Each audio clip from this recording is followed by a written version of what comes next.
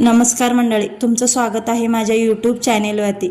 तर इकडे ना सगळ्यांचे कपडे वाळले आणि घडी घालून आत पण ठेवले असतील आणि मी आत्ता कपडे धुते, कारण आज मला सकाळी उठायला वेळ झाला होता आणि जेवण वगैरे बनवूपर्यंतच 9 वाजले आणि 9 वाजता तरी मला खाली दुकानमध्ये जायलाच पाहिजे, कारण 9 वाजेपर्यंत हे दुकानमध्ये बसले असतात, 9च्या नंतर हे जातात, मग मला बसावं लागतंय।